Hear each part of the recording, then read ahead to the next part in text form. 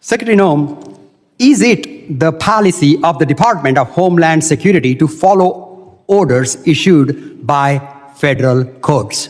Yes, we are following all federal court orders. So the answer is yes? We are following all federal court orders, yes. Well, Secretary Noem, we all took an oath to uphold the laws and Constitution of the United States. It is a sad day that I have to sit here and issue a reminder. You and the Department of Homeland Security must respect the Constitution and the courts. Remember, Secretary Noem, the Constitution of the United States establishes a federal government divided into three branches.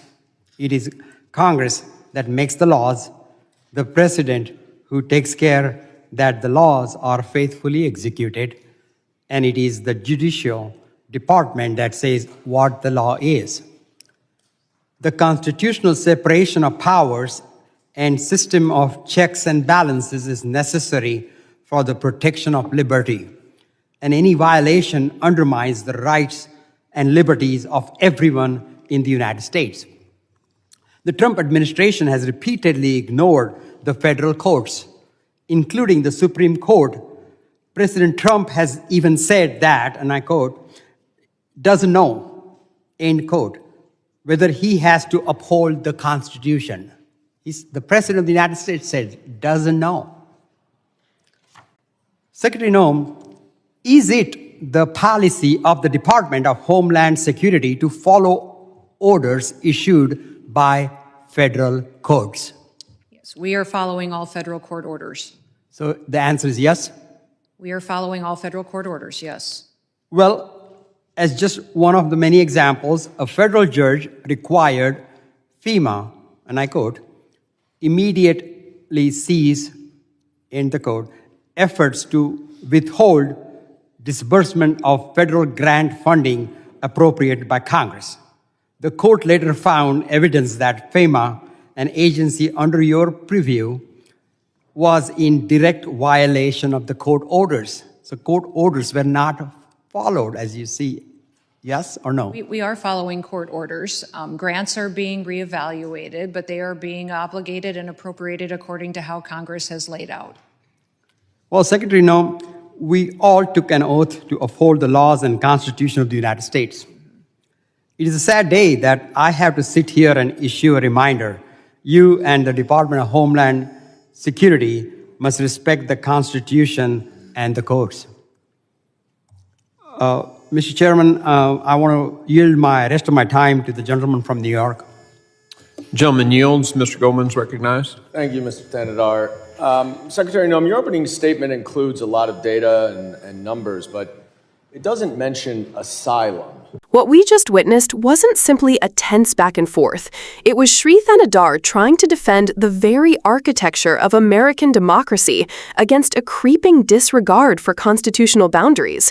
He begins by grounding the moment in first principles. The Constitution divides power between three branches of government.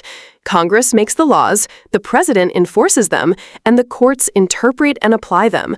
This balance isn't ceremonial. It's the mechanism that keeps liberty intact. When one branch dismisses or undermines the others, the danger isn't theoretical.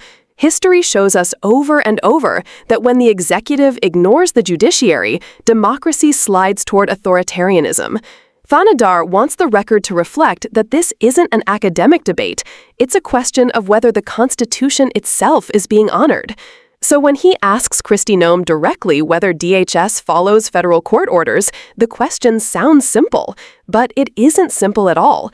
It is a test of integrity, a test of truth. Noem answers yes, of course they do, but Thanedar doesn't let her hide behind easy words. He cites a case where FEMA, under DHS authority, was explicitly ordered by a federal judge to stop withholding congressionally approved funds.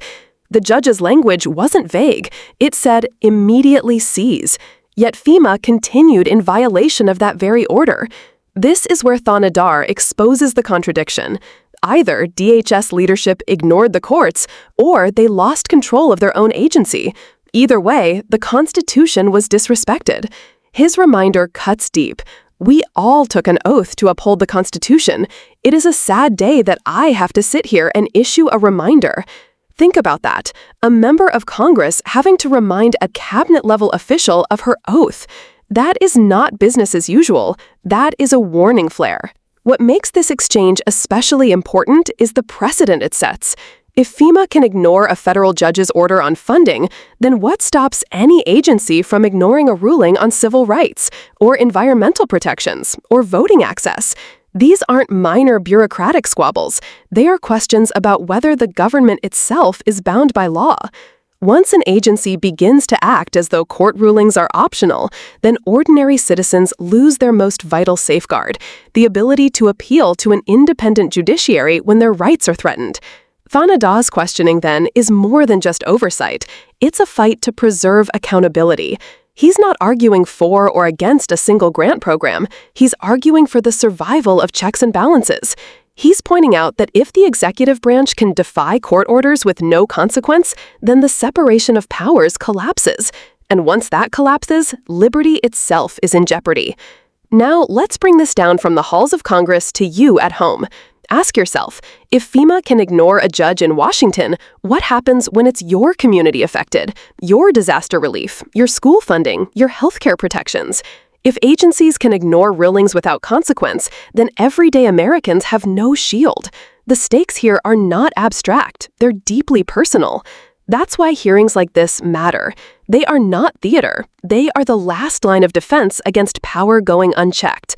Shri Thanedar, by pressing Kristi Noem, was not just making a political point. He was drawing a line in the sand and telling DHS, you cannot pick and choose when to follow the Constitution. And this is where the responsibility extends to all of us. Democracy survives only if the people insist that their leaders respect the rule of law. If the courts can be ignored, then our votes, our voices, and our rights are at risk. So don't treat this as just another heated moment in Congress. Treat it as a reminder of why vigilance matters. Share this story, keep the pressure on, and let those in power know that Americans are watching. Because when accountability dies in silence, democracy doesn't last long after. If you care about protecting the Constitution, if you believe no one, not even government agencies, should be above the law, then this is the moment to stay engaged. Don't just watch and move on. Share this video so more people understand what's at stake. Leave your thoughts in the comments and make your voice part of the record. And if you want to keep seeing these moments exposed and broken down, hit that subscribe button and turn on notifications, because accountability only survives when we refuse to look away.